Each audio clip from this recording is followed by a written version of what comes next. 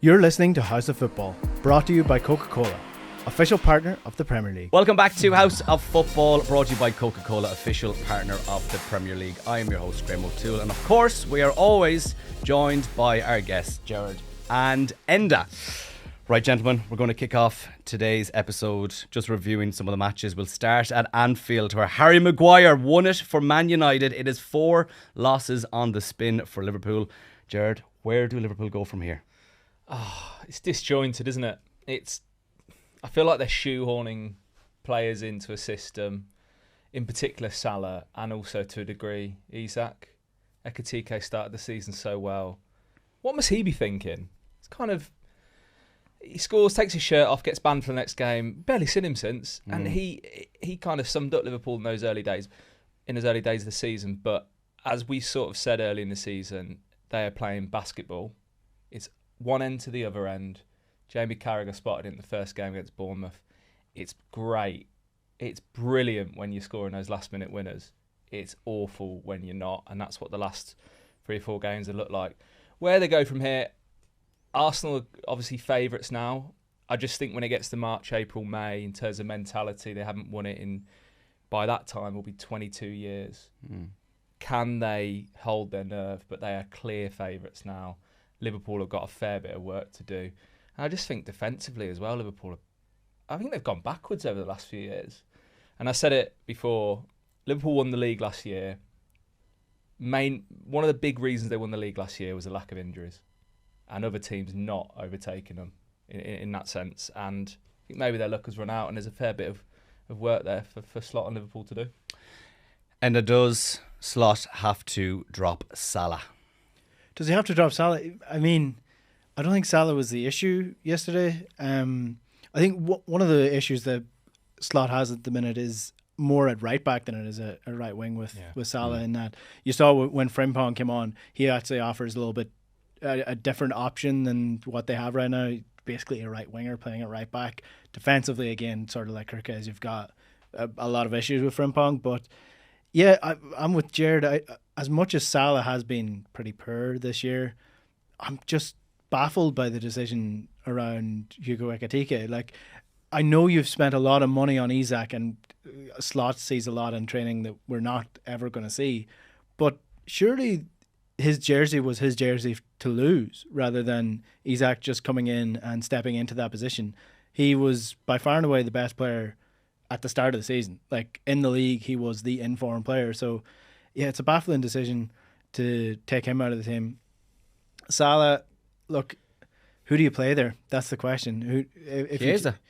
Yeah, but I mean, I'm a big fan of Chiesa in general. He's really unlucky with injuries, but we'll see how good Chiesa is if he does get the chance, because he's a cult player. He's a bit of a cult player, and he is good. He was a bit of a cult player. He was amazing at the Euros a couple of years ago for Italy. Like, the outstanding player of the tournament, probably. So if he could bring that form to Liverpool as a starting player, then fantastic. But there's a big difference between making an impact as a sub when the game's sort of turning and players are tired than it is actually starting a game and bringing it forward. He has played just 171 minutes and has had 5 goal involvements, while Salah has played 923 and has just one more with 6. But you must be pulling your hair out if you're Ekitike. You must be. Like, he has to be able to start now. Yeah, and I think you might see that. And the thing is, Salah's got so much credit in the bank. But I kind of agree with Enda that I'm not sure this is so much for a problem at the top of the pitch. You look at their defence. The biggest surprise for Liverpool for me this season has just been how poor Kirkes is. Yes. When he signed, I just thought, that is a Liverpool signing. That is a champions signing, because they've gone out and probably got one of the best left-backs in the league from a lesser club, spent the money, got him in to replace Robertson, who's getting on. I'm just so surprised at how immature he looks and kind of gets caught everywhere. But then you look across the back four. Konate actually had a good game yesterday. He actually had one of his better games at Liverpool. Van Dijk, I had no idea what he's doing for the goal, and he was just a bit all over the place. And Bradley was sort of just okay, but is he a long-term option? So you look at that back four compared to what it used to be, where you had Matip, Van Dijk, Trent and Robertson. It is a massive downgrade. And when you're playing the way they play, You need that solidity at the back, and they currently don't have it. They're missing Alisson yesterday as well. It's just a bit of a crescendo when it goes over halfway, and they're just a little bit all over the place. And that's not what I don't believe. That's what champions do. Yeah, Gary Neville said that Kirkes defends like a 10-year-old. That sums it up. He does at times, and this was always the weakness with Kirkes, is that maybe he doesn't have the mindset to be at a top club like Liverpool. One mistake that I find baffling with Liverpool is their decision to let Kostas Tsimikas go on loan to Roma this year. I mean, like, if you look at the strength and depth, Andy Robertson was on the way out last year. Like, surely you want Tsimikas to be there at a minimum as a backup. I know, there's probably player issues there in terms of he wants to play, so he went out on loan. But from a Liverpool's perspective, they were really banking on Kirkes working out, because Robertson is not a backup left back at a top club anymore, in my opinion. So, I mean, that's a big call, because you do think that Tsimikas comes in and instantly makes that team better. Yeah. I'm struggling to know, is it Kirkes' play or is it the way that Slot wants him to play? Because I remember at Bournemouth he was bombing down the left and swinging in crosses and assisting left, right and centre. Well, every time he seemed to get the ball yesterday, he kind of checks back and either passes sideways or backwards. Confidence, though. Yeah. That's confidence. I'd be 100% sure that's not what Slot wants him to do. It's a confidence thing. We're talking a lot about Liverpool and their poor play, but do United need some credit for turning up to Anfield, getting off to an unbelievable start and then winning it in the end? Of course they do. Quite a crisis. 2 points behind Liverpool now, isn't it? I mean, but genuinely, there's such a boom to bust conversation around Man United, in that you would genuinely think they were relegation fodder this year, the way things have been going and the conversations around them. Now, again, they can go and lose to Brighton next week, and again people will be talking about Amorim potentially losing his job before Christmas. So look, I think Amorim has some big calls, especially with Šeško not starting. Arne Slot was clearly caught off guard by that, if you heard his pre-match comments, and I think the game plan worked. Crucially, and I've said this to Gerard multiple times off air, United need to score early, because when United score early, they can then get into their shape, and they have that little bit of confidence behind them. It happened to them about 3 times this year already, against Arsenal, against Fulham, and probably twice. That's my Fulham, Arsenal, both times dominated the first 20 minutes, couldn't score. They go on then, and as the longer the game goes on, they start to lose confidence, they start to get shaky, they start to get nervous, and then they don't get the results. Whereas yesterday, I think that first goal was crucial. Boom or bust. I'm still bust. To me, not a lot changes. Amorim's gone and won at Man City. He's gone and won at Arsenal in the Cup. He got a really good result at Anfield last year against the champions 2-2. I think this system is best for these away games.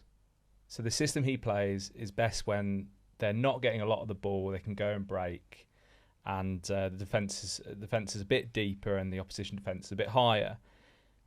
Until I see a proper system against a lesser team, particularly at home at Old Trafford, I just remain unconvinced of anything. All credit to them yesterday. You're right, he got all the decisions right. But don't forget, Liverpool hit the woodwork 3 times, missed a couple sitters. This could have been very different. Away games at Anfield are not the problem for Man United. Yeah, they've lost 7-0 there and 4-0 in the last few years, but they've also used to get results there, and they used to get results at Man City as well. I don't think they're the problem. It's the home games against your Brightons that really do it for me, and I think I'm still not there. So, yeah. I do think that obviously there's still underlying issues with this team, fundamental issues. One of them is the quality of the technical ability of some of the players, and one thing that I noted yesterday was the difference in quality in the technique of, like, just pure football technique between the new players that United brought in this summer and the players that have been at this club for years.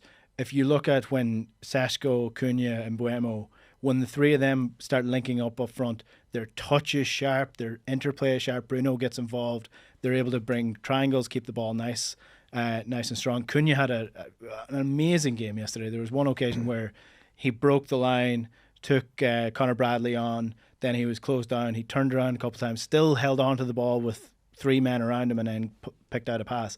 And then you get Dallo, who's given away the ball. It's simple passes, 5-yard passes, play breaks down. So they still have to deal with that. That is the big issue with them, is that the players that have been there for years aren't good enough. The ones that are have been brought into the club are, and it's finding a balance between getting them to work together. Well, as you said, just 2 points behind Liverpool. A nod of appreciation towards the battle for top four. Who would have thought at Sellers Park, Crystal Palace and Bournemouth playing out a 3-3 draw. And Jean-Philippe Mateta, disappointed at the end of the game, even after getting the hat-trick with that miss, the last kick of the game. I think he might have been pulled up on it, though, because he absolutely piles into the defender before, and I think he might have been brought back. But yeah, listen, I've said it before in this podcast, I love Mateta. Ironically, I actually don't think either manager would have loved that game. So Palace went into the game with one of the best defensive records in the league other than Arsenal. They just conceded 3 at home.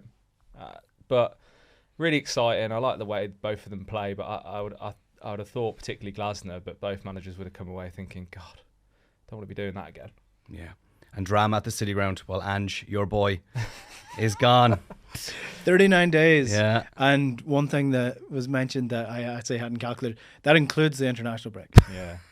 There's an amazing line in the Athletics deep dive into his reign, and the him going into the dressing room to say goodbye to the players was his 3rd time in the home dressing room. Yeah.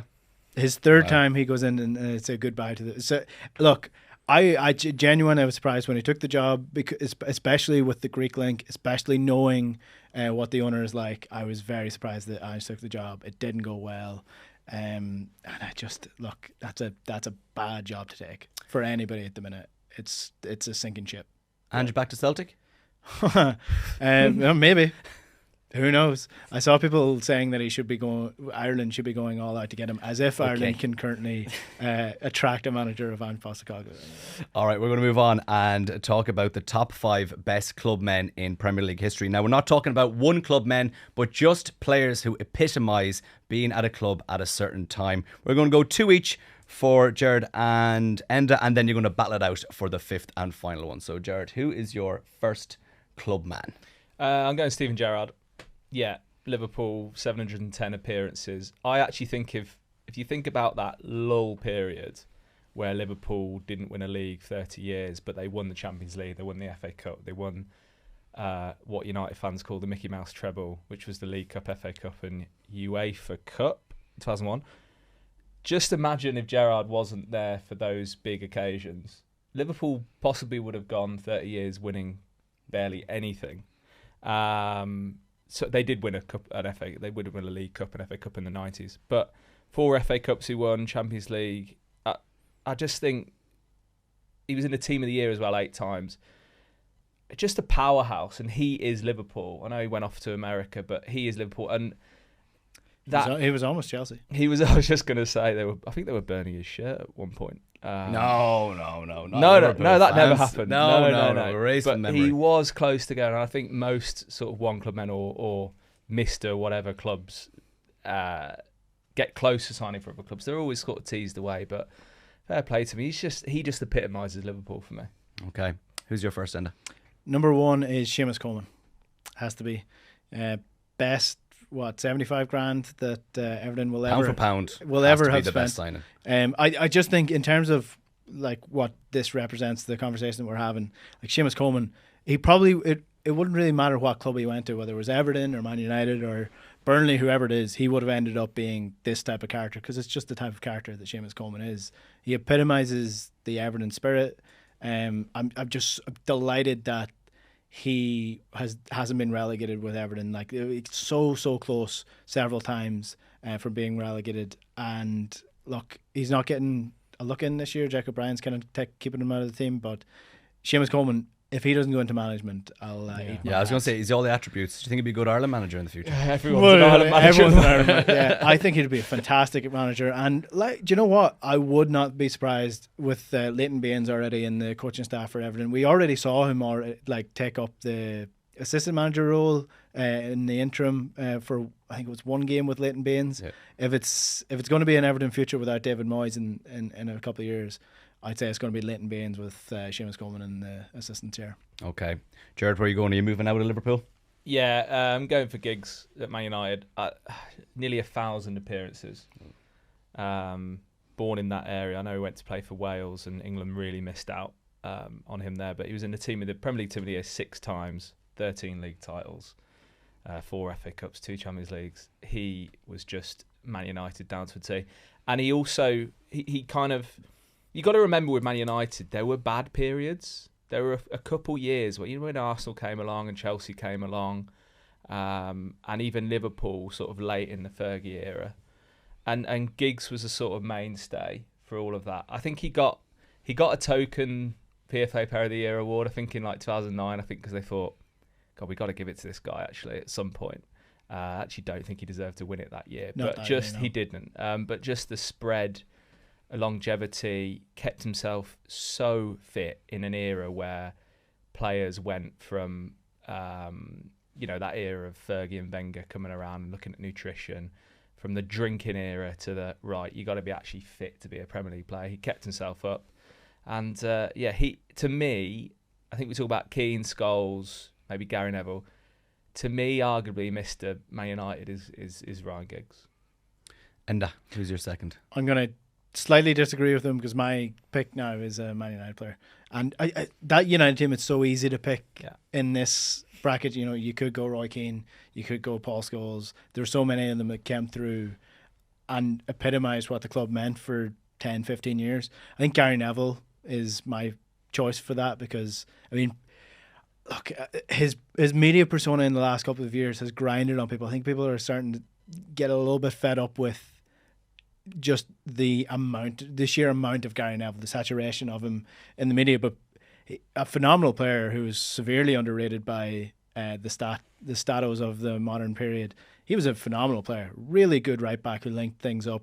David Beckham would not be able to have done what he did without Gary Neville at right back. Yeah, it actually annoys me how much he downplays his playing career. Kind of similar enough with Carragher, but more so Gary Neville. Yeah, I think it's a bit of banter and all that. Yeah, but there's a little bit you of were it. an incredible footballer. Yeah, like you weren't just some donkey at right back. The lads on that podcast, like when they did that Gary Neville interview, they were like, "Would you ever stop?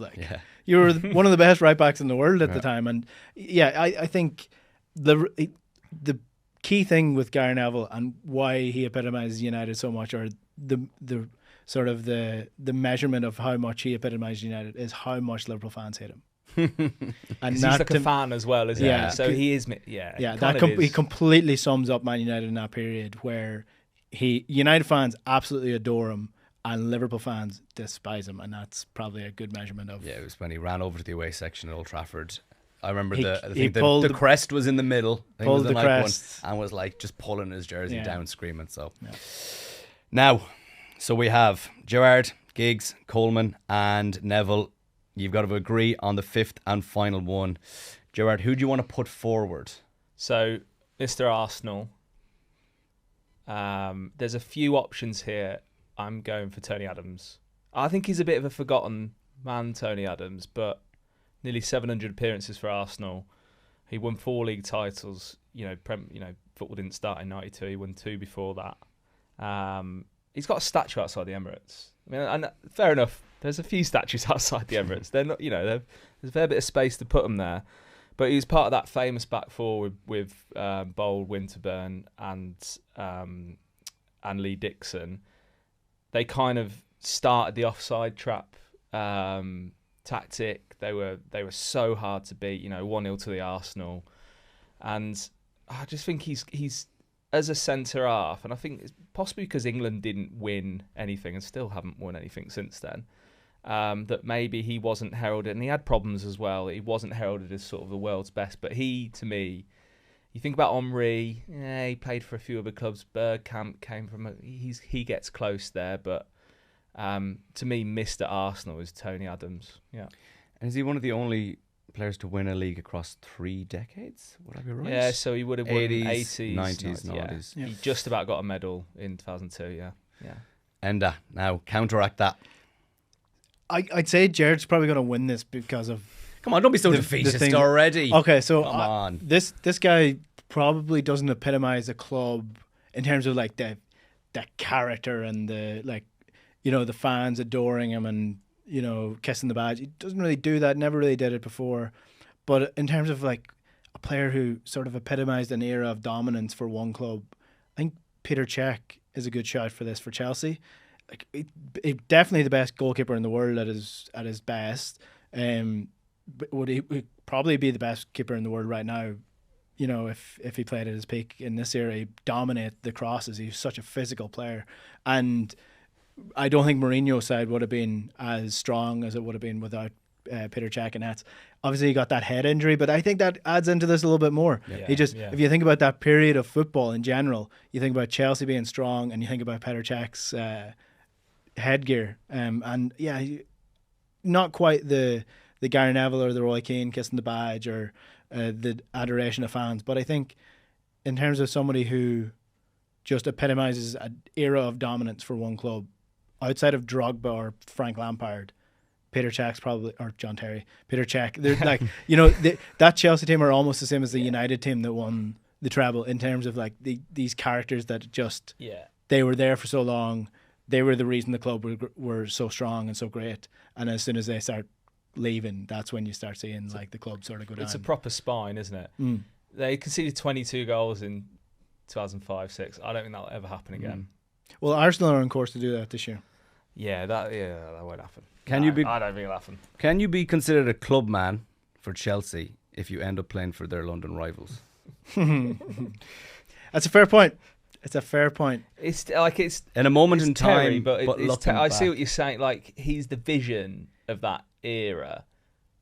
But like Terry, obviously, Terry is the choice. Really, I didn't want Lampard. You don't want to choose John Terry though. That's why I think. Lampard, I was going to choose, but Lampard again played for Man City. Yeah. So and scored against Chelsea. Yeah. So you got that element. Probably should have been John Terry, but I'm going to go with Peter Cech because nobody wants to choose John Terry. So who decides? Who's going to be the fifth and final? We'll let you just do it. I think we got to go with Tony Adams. I think just for the course that Cech played for Arsenal, but also Adams just across 3 decades winning 3 leagues. So underrated Tony Adams. Yeah. Gerrard, Giggs, Coleman, Neville, and finally Adams are our top 5 best club men in the Premier League era. You're listening to House of Football, brought to you by Coca-Cola, official partner of the Premier League. House of Football is brought to you by Coca-Cola, and each week on the show we're going to set our guests a challenge, and this week we are talking about club legends. It doesn't happen often in the modern era, but players who have been at a club for 5 or more years. And this one is interesting. We're going to have a game of Guess Who, boys, alright? I've got a list of players who have been at their club for 5 or more years. You can ask me loads of questions to try and figure out who the player is. Whoever can get the most in 2 minutes wins. Clear? Yeah, good. Got it. All right. So, Gerard, we're going to go for you. And if I can get your help for doing the 2 minutes on the clock, you can be our official timekeeper. Sure will. Gerard, I have the players here in front of me. The first player, ask me questions in 3, 2, 1, go. Does he play in red or blue? Red. Does he play for Man United? No. Play for Liverpool? Yes. Mo Salah? No. Alisson? No. Van Dijk? No. Is he a defender? Yes. Oh my word, Andrew Robertson. No. Defender for Joe Gomez. Well done. Yes. Next. Red or blue? Blue. Man City. Yes. That was good. Midfielder. Yeah. Rodri. No. More of an attacker. Phil Foden. Yes. Next. Red or blue? Red. Man United. No. Arsenal. No. Nottingham Forest. No. Liverpool. Yes. Mo Salah. No. Does he play forward, midfield, defence? Van Dijk. No. Robertson. Yes. 3. Next. Red or blue? Blue. 1 minute in. Man City. No. Chelsea. No. Who else playing blue? Oh my word, who plays in blue? Everton. Yes. Defender. Yes. Michael Keane. No. Seamus Coleman. Yes. Yeah. Next. Let's mix this up. North or South? North. Merseyside or Manchester? Merseyside. Merseyside, Liverpool. No. Everton. Yes. Midfield. No. Striker. No. Defender. Yeah. No. Oh, goalkeeper. Yes. Pickford. Yes. Stop the clock. 5. In how long? 1 minute 33. Wow. That's impressive. The red or blue one, interesting. Because it's all about. It's all about. I'm a visual learner, as my teacher might have said many years ago. He's a visual learner. Okay. Gerard, I'm going to ask you to do the Yep. watch. Before we get into end, actually, House of Football is brought to you by Coca-Cola, official partner of the Premier League, and they've launched an epic fantasy football challenge called Beat the Icon over on the Fantasy Premier League app. And if you want to beat the icon, grab a Coke, scan the QR code, enter your team, and if you do beat the icon, you could be in with a shot of winning one of hundreds of prizes. Now, Enda, 5 in 1 minute 33. I'm never going to get this. To beat. My head goes blank. I will forget Mo Salah's name, I guarantee. So, in 3, 2, 1, go. Top 6? Yes. Man United? No. Man City? Yes. Man City defender? Yes. Rodri? No, No. not Rodri. He doesn't play. Diaz? No. John Stones? Yes. Next. Red or blue? Red. Man United? No. Liverpool? Yes. Defender? Yes. Joe Gomez is taken, so Virgil van Dijk? Well done. Okay, right. Midfielder? No. Top 6 club? Yes. Chelsea? No. Arsenal? Yes. Yes. Arsenal. Is forward? Yes. Ooh, forward. Who's been there for more than 5? Saka. Yes. Right, so bottom half of the table. No. Top 6? Yeah. Newcastle? No. Black and white, blue, red. No. Oh, no blue and red. Claret and blue. No. What else is there? Yellow. No. Have you said white? White. Spurs. Yes. Spurs midfielder. No. Defender. Yes. Who has been there for a long time. Their captain, who I forget his name of. Oh no, I know who it is. I just can't remember his name. Come on. Argentine. No. Oh, he's not Argentine. Okay, No. so it's not him. Is it Ben Davies? Yes. Right. So red or blue? Red. Top 6. Yeah. 10 seconds. God. Like Midfield. original top 6. No. Original top. Man United. Yes. Midfield defender. Yes. Defender. Yes. Harry Maguire. No. Luke 1 Shaw. minute Yes! 33. Oh. Yeah, that was 1:33. That was So it's a 1:33. It was a draw. It's Okay. it's like the golf. I Right. did Draw. not honestly did not expect. If I hadn't have messed around with the Spurs one, I would have got it. Ben Davies was really hard. Would you like to do a tiebreaker? Yeah, go Yes. on. Okay, so one question each. Okay. Let me one question. So we can ask you one question, then we have to guess. Yeah. We can ask one question each, and the first person to guess. If you get it wrong, you lose. Okay, so we're going back and forth. Yeah. But until you can we- guess at any time. Okay. Okay. You ready? Right. Jared, go. Red or blue? Red. Top 6. Yes. Spurs? No. Arsenal. Say red. Sorry. Arsenal. No. Liverpool. Yes. Defender. No. Midfielder. No. So he's a forward. Mo Salah. No. Allison. He's got it. So he's a striker. Oh, wow. That was good. I enjoyed that. Very good. Right. It's time now. That's actually kind of stress-inducing. Red or blue? Red or blue? So we're going to find this now. What the thing is. What's our thing? So it is double points for people who've been at the club for 5 or more years. Okay, after all that excitement, it is time now to try and beat the icon. And this week, it is double points for players who have been at the club for 5 or more years. So we are rewarding loyalty on this week's Beat the Icon. Jared, we'll start with you. Where are we going for the goalkeeper? I'm going to go for Allison. Liverpool away at Brentford. Just fancy them to... Yeah, I think... I don't know about Brentford this season. I think somewhere in the bottom half would be good for them. I don't think they'll be expecting to be Liverpool here. Alisson's been a great servant for Liverpool. Top guy. I think he's the best goalkeeper in the Premier League still. So I'll go for Alisson. Enda, defender. Defender, I'm going to go with a really strong defensive team, Arsenal. And I'm going to pick Jurrien Timber because he's likely to pick up an assist here or there or get his head on one of those looping crosses that Declan Rice likes to put in from corners. Okay, so we're moving away from the double points for 5+ years, but Timber is good for the points in FPL. Who are we going for midfield? I'll go for Bruno, home to Brighton. I think he's still Man United's best player. I feel like he's been there 10 years, but I think he's been there 5. Will be on pens. Always good for an assist. Always good for a set piece. Yeah, he's still their sort of talisman. So I'll go for Bruno at home to Brighton. Okay, happy with Bruno? I'm happy with Bruno. Right, our forwards, what are we saying for the first one? Going to go with a player who's playing in the Friday kickoff this week and playing for one of the more poor sides in the league, but he is their best player and probably will leave their club at some point, and that's Jared Bowen playing against Leeds away. If West Ham are going to do anything this year, it's going to be either by Paquetá or Jared Bowen, and I fancy Jared Bowen against Leeds. Okay. I reckon he's going to get a couple of points. He's been at West Ham for a long time as well. So, Gerard, I'm going to go for... There aren't that many strikers. There aren't that many strikers that have been there for 5 years. You can't choose ones that aren't. So you like Erling Haaland. You know, yeah, double points of nothing is still nothing. So there's no point in choosing someone who's not. This is rogue. No, this is rogue. But Villa play better against teams that come at them, and Watkins is due to pick up some form. I'm going for Watkins. Okay. He's been there for.